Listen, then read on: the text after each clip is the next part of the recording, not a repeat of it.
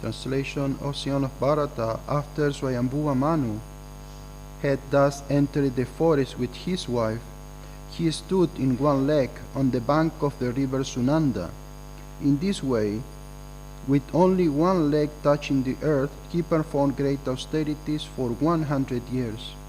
While performing these austerities, he spoke as follows. Purport by His Divine Grace, Saisi Bhaktivedanta Swami Srila Prabhupada Ki Jai. Very short purport. Srila Vishwanatha Chakravarti Thakur comments that the words Ambaha means that he chanted or murmured to himself, not that he lectured to anyone. So we'll read the next one, see what Swayambhuva Manu said. Si Manu Vacha Yena Chitaya Vishvam Vishvachitaya Nayam Yoshagarti Sayanesmi Nayantam Veda Vedosaha. Lord Manu said, the Supreme Living Being has created this material world of animation. It is not that he was created by this material world. When everything is silent, the Supreme Being stays awake as a witness. The living entity does not know him, but he knows everything. Purport. Here is the distinction between the Supreme Personality of Godhead and the living entities, Nitya Nityanam Chetas Chetananam. According to the Vedic version, the Lord is the Supreme Eternal, the Supreme Living Being. The difference between the Supreme Being and the ordinary living being is that when this material world is annihilated, all the living entities remain silent in oblivion. In a dreaming or unconscious condition, whereas the Supreme Being stays awake as a witness of everything. The material world is created, it stays for some time, and then it is annihilated. Throughout these stages, however, the Supreme Being remains awake. In this material condition of all living entities, there are three stages of dreaming. When the material world is awake and put into working order, this is a kind of dream, or waking dream. When the living entity goes to sleep, then dream again. And when unconscious, at the time of annihilation, when this material world is unmanifested, they enter another stage of dreaming. At any stage in the material world, therefore, they are all dreaming. In the material world, however, everything, in the spiritual world, however, everything is awake.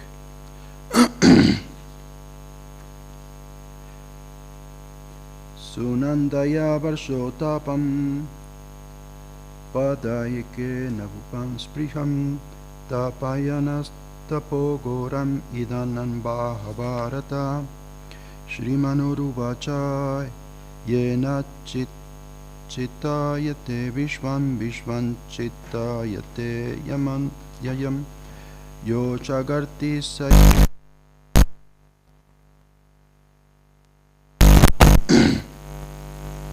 Translation again. Ocean of Bharata entered the forest with his wife. He stood on the bank of the river.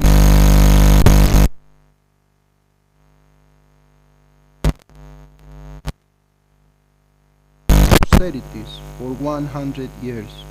While performing these austerities, he spoke as follows. Lord Manu said, the Supreme Living Being has created this material world of animation. It's not that he was created by this material world. When everything is silent, the Supreme Being stays awake as a witness. The living entity does not know him, but he knows everything. Om Agyanatimiram Dasya Gyanangana Shalakaya Shaksuramilitam Gyana Tasmai Shri Gurave Namaha. Sai Shri Krishna Chaitanya Prabhu Nityananda Sri Advaita Gadadhar Sivasadi Gaura Bhaktavrinda Hare Krishna, Krishna Krishna, Hare Hare, Hare Rama, Rama Rama, Hare Hare. So this is chapter about the Manus. How many Manus are there?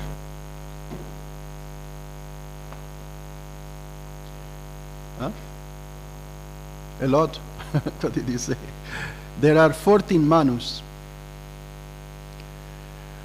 And these 14 Manus, they reign for 71, for a cycle of 71 cycle of 4 yugas.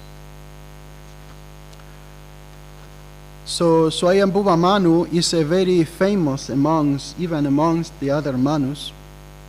Sometimes he's actually often the Manus are referred as Shakti Avatar because they are empowered by the Lord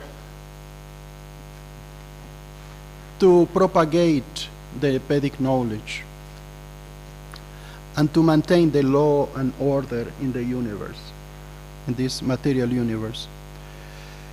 So Swayambhuva Manu is a very, very special personality even amongst the other Manus. And we are at the moment in the seventh Manu. But they take cycles. But they change personalities. But imagine the duration of life of these Manus, that they live for 71 cycle of 4 yugas. Millions and millions, I didn't calculate, but it's millions and maybe trillions of years. So compared to us, we just live for 1 second, compared to the life of these great personalities. So Swayambhuva Manu, he was born from the mind of Lord Brahma. And he had a wife who was also created by Lord Brahma. Her name is Satarupa. And he had a few sons. He had Priyavrata and Uttanapada, they were sons. And he also got a very famous daughters. He had 3 daughters, Akuti, Devahuti, and Suruchi. Amongst them, Devahuti is the most famous because her son was the famous Kapila, who is an incarnation of Krishna. But also the daughter of one of Swayambhuva Manu's daughter, the son of one of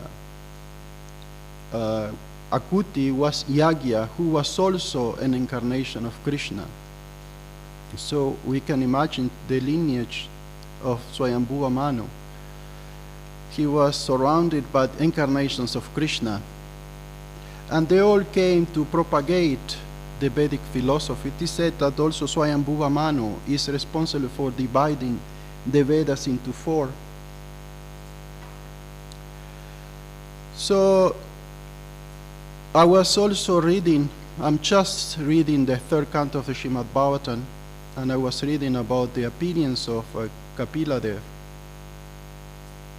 Because when Swayambhuva Manu understood that he was getting old, I don't know how did he understand that he has such a long life. He decided he needed to give marriage to his daughters to a qualified husband. So he was looking and he heard the glories of Kardama Muni. So he went to the forest looking for Kardama Muni. And Kardama Muni at that moment he was performing austerities, and the Supreme Personality of Godhead himself in the form of Vishnu with 4 arms appeared before Kardama Muni. And he instructed him, he said, soon will come a great personality, Swayambhuva Manu, and he will give you his daughter in marriage, so accept her and propagate the population. Because it seems to be that at that moment there were not so many people in the planet, so they need to, the Manus and other great personalities, they need to propagate the population. So Swayambhuva Manu went to the forest and he found Kardama Muni. And even though Kardama Muni was very old, he looks very young because he just saw the Supreme Personality of Godhead and he remained young because of that. That's explained by Srila Prabhupada in one of the purposes of the third canto. So when he saw Kardama Muni, he was surprised by the beauty and by the effulgence of Kardama Muni, by his accomplished in tapasya and study of the scriptures. So immediately he understood that this is a proper candidate for my daughter. And when Devahuti, she saw Kardama Muni, she was also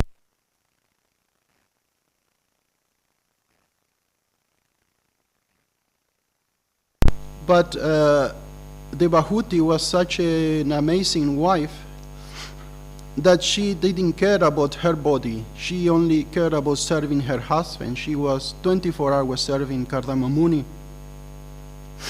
And she completely neglected herself. So she became emaciated. He became, her body didn't look, lost all luster, so she didn't look very good. But she wanted to have a family, she wanted to have kids.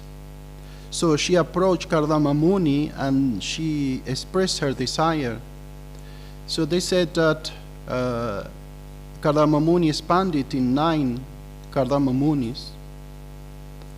And this is, Prabhupada many times explained that this is one of the mystic powers that the yogis had, that they could expand in as many forms as they want. But they all were doing the same. So he expanded 9 personalities, so he impregnated Devahuti with 9 daughters. Before that, she said, okay, we need to have family, but we need a proper place. They were living under the tree. This is not the proper way to perform Garvadana samskaras. So Kardama Muni, by his mystic power, he created an aerial mansion.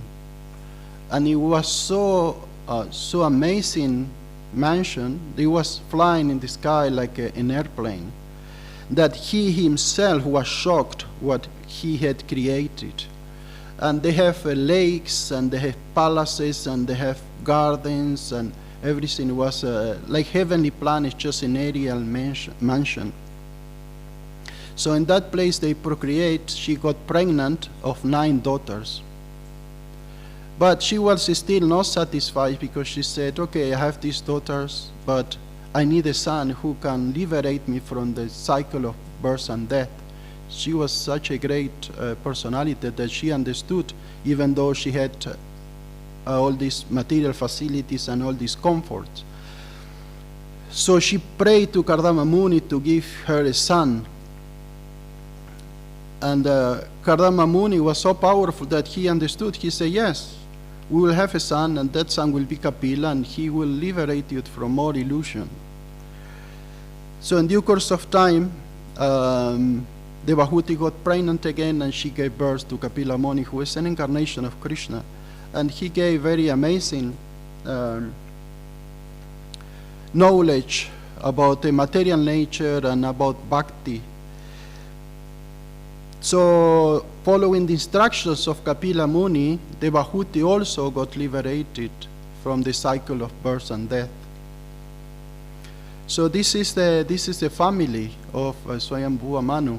So when he was walking in the forest with his wife Satarupa, there were some Rakshasas and demons who want to devour Swayambhuva Manu. But there was the son of his other daughter, Yagya, who was also an incarnation of Krishna. He had a lot of sons. They were called the Yamas. And the Yamas were very powerful as well. So they killed all the demons and Rakshasas. So he went to this river, to the Sunanda river. And I was doing some research because I never heard about this Sunanda river. It's not like Normally, great sages, they go to famous holy rivers, Ganga, Yamuna, Saraswati. I never heard about Sunanda River, but seems to be that in Bangladesh there is this Sunanda River, somewhere in Bangladesh. So anyway, he went to the Sunanda River and he started to perform tapasya for 100 years. He was a student, one leg. And this is a very common practice. Even nowadays, that there are certain yogis, like Tibetan yogis or agoris, that they perform this type of tapasya, standing on only one leg. And they say that if you're standing one leg, this balance your inner self and they give you inner strength and concentration of the mind, if you can do that. Of course, we can do that maybe for 5 minutes, 10 minutes. But in those days, great yogis and mystics like Swayambhuva Manu, he did that for 100 years. And then after he performed these austerities, he also went back to Godhead after completing his tapasya. And we can see there is some important points to rescue from these stories is how merciful Krishna is, that he comes over and over again to remind the living entity that the eternal position is to be servant of Krishna and to perform a spiritual life. And he comes in so many forms. He comes as Kapila, as Yagya. There is not much information about Yagya, but he was also preaching. He was traveling all over India, also preaching philosophy. And we see how this is the mercy of Krishna, that he doesn't leave the living entity alone just to their destiny. He just tried to wake them up. Yes, Prabhupada saying here, everyone is sleeping in the material world. Everyone is sleeping, even though they seem to be awake. They are inside some type of dreaming. Is there any sleeping walkers here? No? I used to be when I was a kid. My parents need to bring me back to bed. What are you doing in the kitchen? Anyway, they said that we are all dreaming. We are all inside some type of dream, thinking that we can enjoy this material world, we can live forever in this material world. And the mission of these avatars is to wake the living entity, to tell them that that's not the path, that if you remain sleeping, you will never understand who you are. Like when we are sleeping and we dream about so many things, and we think that we are dreaming of. And Prabhupada said sometimes somebody can dream that he's a Napoleon, and he really believed that when he's dreaming there is no confusion about the identities. You really think that you are Napoleon, and you are dreaming, or you're dreaming that you are a king, or you dream that you are being devoured by a tiger. And all this seems so real that nobody questions himself or herself that this is no, wait, this cannot be true, this must be a dream, I must be dreaming. Nobody questions himself or herself like that. We all fully and 100% believe that this is reality. This is who I am. And this is a condition of everyone, from the ant to Indra. Everyone is sleeping, thinking that this is who I am. I'm a man, I'm a woman, I'm a king, I'm a philosopher. But here in the scripture we hear that this is all illusion. And sometimes we can be very convinced about this fact. And these dreamings can be so strong. One time I told a story. When I got married, I was living in Spain with my wife, And one morning she woke up and she pointed the side of the bed and she said, please take out these boxes. And there were no boxes. She said, take out these boxes. I said, what are you talking about? There are no boxes there. Just go back to sleep. You are sleeping. You are dreaming. And she said, if I am dreaming, how can I be talking to you?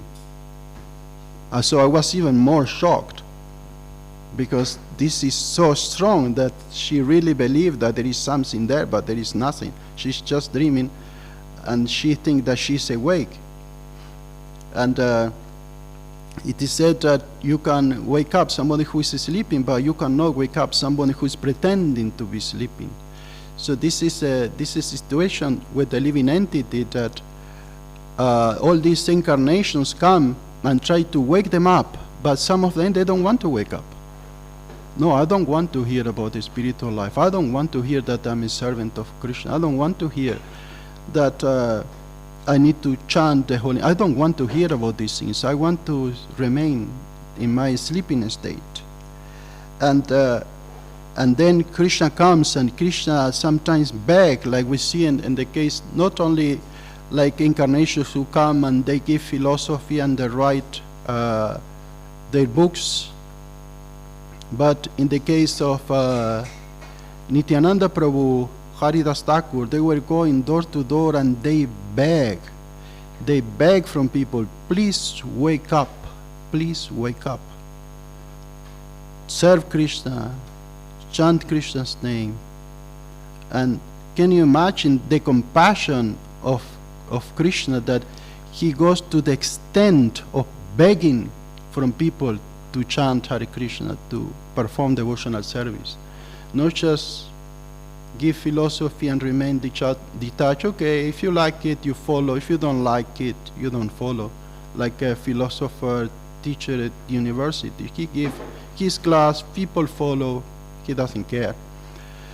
But Krishna is not like that. Krishna is full of compassion, and Krishna is begging from the living entity, please, because Krishna knows what is better. Krishna knows that this is a correct way to live, performing devotional service. So he comes to that extent to lower himself so much that be begging from people, just chant Hare Krishna. And when this compassion take human form, then we see devotees like Srila Prabhupada, that they risk everything just to wake up the living entities. And this is also another extreme of a compassion of Krishna, that Krishna come, the form of Krishna come in the form of a pure devotee, who it is said sometimes he is more merciful than Krishna. Because Krishna comes and Krishna gives his message, and like in the Bhagavad Gita 12th chapter, Krishna said, okay, you do this, you concentrate your mind upon me. Just fix your mind upon me. But if you cannot do this, you do that. If you cannot do this, you do that. And he gave all the options. But in the case of a pure devotee, he comes and he undergoes so much austerity to convey the message of Krishna. And he suffers so much.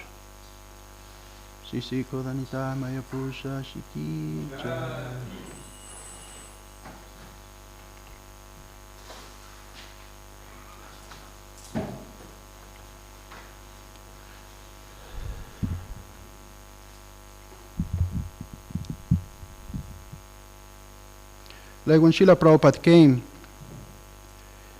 he had to undergo so much tapasya. He had 2 heart attacks, and he was living in very terrible places with crazy people. But he never complained.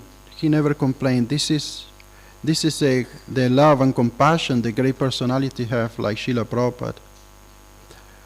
And something more special even, that I was thinking on the Vyasa Puja day I was thinking about Srila Prabhupada, about this quality of Srila Prabhupada, that Srila Prabhupada is still present with us. And this is something unique to Krishna consciousness, because we see Swayambhuva Manu. We are reading about Swayambhuva Manu. He was a great personality, he was a great devotee, but where is Swayambhuva Manu now? Can we say that Swayambhuva Manu is here with us? I don't think so. We can pray to him, I guess. We can, and the same in so many lineage where there are great acharyas, that now these acharyas, they may be dancing with Krishna in the spiritual world, we don't know. But the case so unique and so special about Srila Prabhupada is that he's always with us. And he's still present. He is present in his murti, and he's present in his devotees, and his presence is in his instruction, in his book. He always be there for the next 10,000 years. And this is something so special. And we are so fortunate that we have this facility to have the presence of Srila Prabhupada still with us, and he will always be there. And he also come in the form of, he said that he will also instruct devotees through dreams. Like I'm reading, I just finished reading a wonderful book, it's called Prabhupada Now. And it's really amazing how Srila Prabhupada comes in the dream of so many devotees, not only disciples, but even grand disciples. And he instructed them, he gave them advice. I remember one time I had a dream with Srila Prabhupada. It was quite funny. I had a dream that, do you know that Prabhupada said, one time somebody asked Prabhupada, what will happen when we all will become Krishna conscious? And Prabhupada said, we will hug and we will roll on the dust laughing. We will hug each other, we will roll on the floor and we will laugh. Prabhupada said that. And I had a dream, and Prabhupada told me in the dream, next time you give a class, you tell that. You tell that. So I had a dream, I woke up, after a few, I totally forgot about it. And after a few months, I gave a class. I was in a program, I gave a class.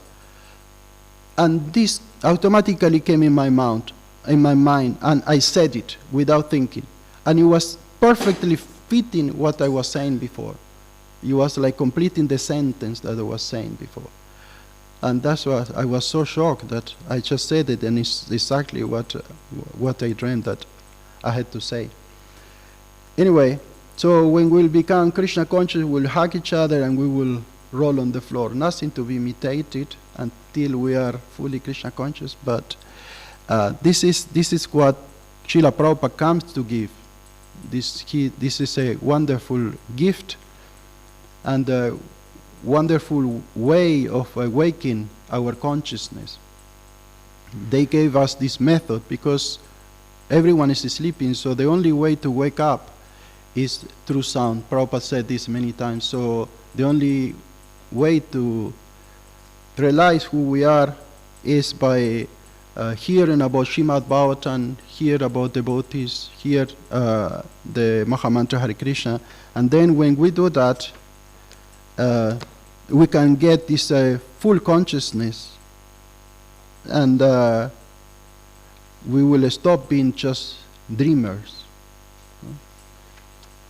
The people are just dreamers, that they dream of a better life, but without understanding the basic, that without serving Krishna, without performing devotional service, there is no life.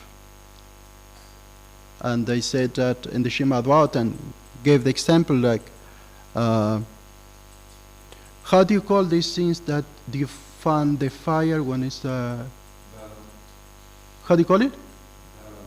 Yeah, whatever.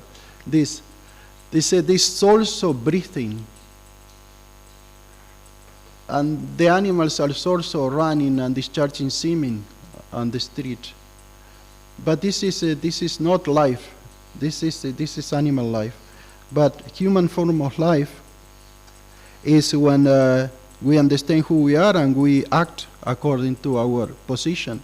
And the position of, or the duty of every human is to perform devotional service. Nothing we can expect from any other living entity, from an animal or from a plant. This is only is bound to the human form of life to perform devotional service. So this is this Swayambhuva Manu is a great example of how to live a life like this, because even though he had all the material facilities, and this is very interesting that this personality, they live for so many years, but it's not, they were not getting sick, they were not getting old, that they could, because sometimes when you get sick and we get old, you realize, you start to think, oh, maybe this life is not so good, maybe there is a lot of miseries and there is more miseries than enjoyment, or you become like introspective about your own life when miseries come. But in the case of personalities like this, they didn't have any miseries. They have a perfect life. They have a youth, they have a strength, they have a riches, they have everything. But still they gave up everything to take up devotional service, to serve Krishna. So this is a perfect example. We don't need to wait until we are very old and without any strength to perform devotional service. Prahlad Maharaj said straight away, when you are even 5 years old, you need to start practicing devotional service, because life is very short and we don't know when it will finish. So this is something that we should always remember, and we should always follow these wonderful examples like Swayambhuva Manu and Srila Prabhupada, that they never wasted any time. They just do their devotional duties, and they know that this is a correct way to live, like Prabhupada said, dignified life, a life with dignity. So this is very important to remember. So I will finish here. I don't know if there any questions or comments.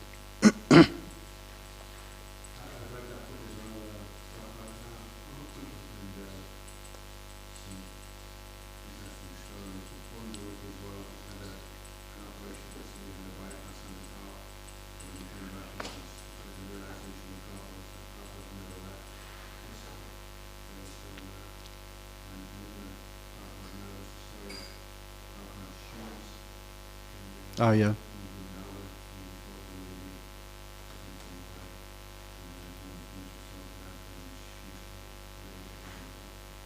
Yeah. Yeah, I was so inspired by the books, because I always have these things with dreams. Many times I dream things that they become real, like that. So for me, it's, I always, and when I read this book, it's like, for me, it's the perfection, because I always have this strong connection with dreams. And like one time I dreamed that I will find a watch. silly dream, but I dreamed that next day that I will wake up and find a watch. I had that dream. So next day I woke up, and then I told the devotees I had a dream that I found this watch. And the devotees say, okay, let's go to the beach to do some japa. We are living close to the beach. So we were walking there, and there it was. I found a watch on the sand. And when I look, I was with the temple president. He was laughing. And he said, no, it's me that I put the watch there to make you believe that you found a watch. He was like joking. But then I kept walking, and I found another watch. And it was working, can you believe it? So I gave to one of the Prabhus who didn't have a watch. So we think that dreams are just. It's very related to what we are reading today. That dreams are just illusion, but many times dreams they have a very serious meanings. And normally dreams are a message from the subconscious mind, because all the information in this is in the subconscious mind. So sometimes we dream think that it doesn't make any sense, but if you analyze it, you can see that it makes sense. It makes sense. But this is in the material level. But in the Prabhupada said that when you dream with the spiritual master, then this is also real. There is a Prabhupada disciple. His name is what's his name? Anyway, I forgot his name. He's from California. I met him in Vrindavan a few times. Shudi. His name is Shudi. Very nice devotee. He was in the traveling party of the Radha Damodar as well. So one time he had a dream with Srila Prabhupada, and he was feeling very sick. He's very old. He's on his 80s now. And he had a dream, and Srila Prabhupada touched the different part of his body. He touched his head, his chest, and Prabhupada was curing him. And he said, "Don't worry, Shudi. After this life, you will come with me. Don't worry about it." And this is when he woke up, he felt completely normal. He didn't feel the sickness and the things he was feeling before. So these dreams with Srila Prabhupada and with spiritual master and so on, these are spiritual dreams, and we can take them serious, not just like a ordinary dream. Anything else?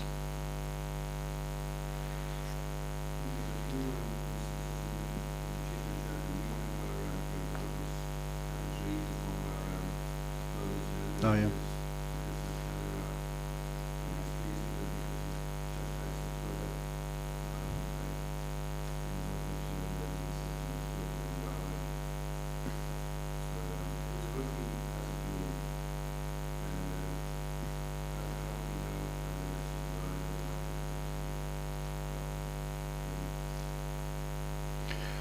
If you have a spiritual dream, you will know that it's a spiritual dream. You will know the difference, because Krishna and the heart give you the understanding whether it's a material or a spiritual dream. And there are so many instances like that, like when Chaitanya appeared in a dream to Gopal Bhatta Goswami and told him to go and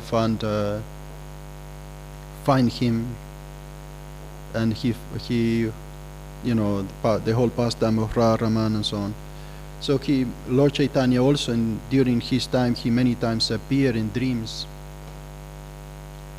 And it is said that in the time of death, when the mind of the devotees is confused, Lord Chaitanya will appear with his Harinam party and will do kirtan in the mind of the devotee.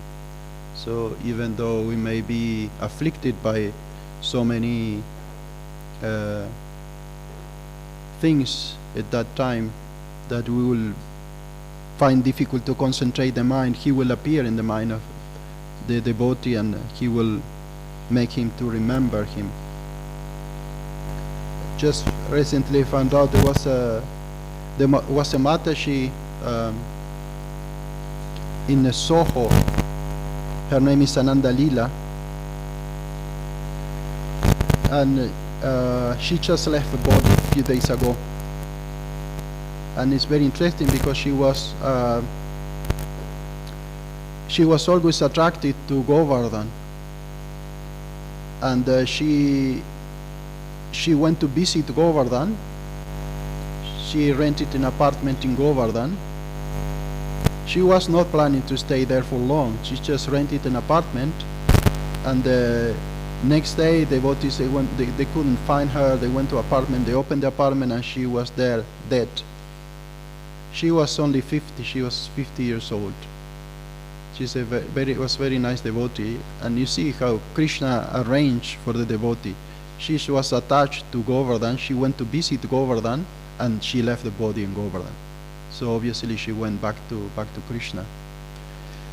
So the mercy is there for all the devotees. We just need to be fortunate enough to take it by following the instructions.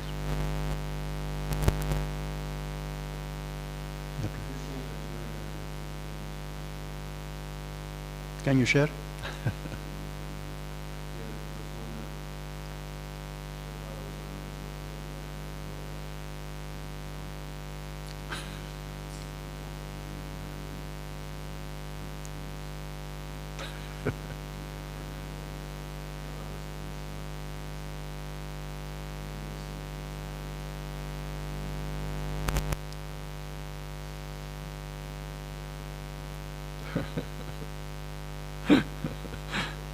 Nice one, very nice one.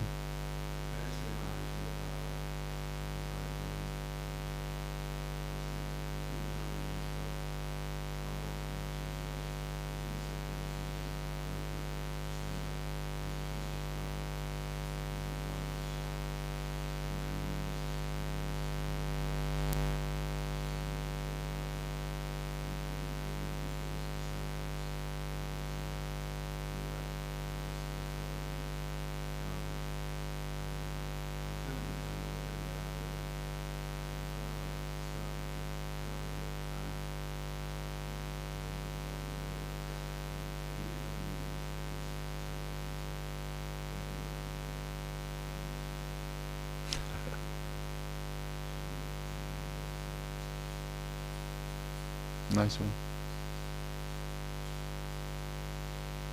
Yeah, last dream I had with Srila, I had also a few dreams with Srila Prabhupada. Last one I had,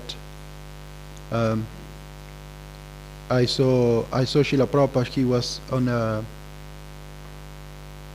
like in a, how can I say, like in a supermarket, something like that, where a place where they were selling food. So Prabhupada had his hand and he was giving me bread with butter. And then I wanted to take, and Srila Prabhupada said, no, first you pay obeisances. And Prabhupada was upset with me. I could see he was not happy with me. So I paid obeisances and I took the bread and butter from the hand of Srila Prabhupada. And for they understood that I had been neglecting paying obeisances. Sometimes when I chant Gayatri, sometimes I neglect. I just do with the hands.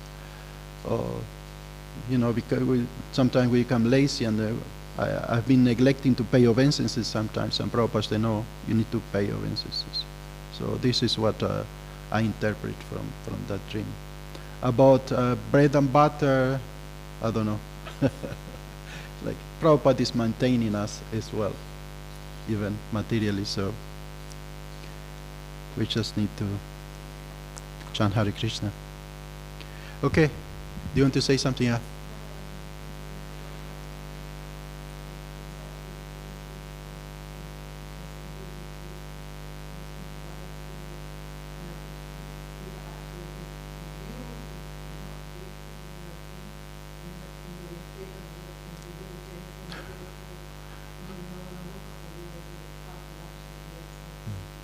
About this, oh, yeah, that's amazing.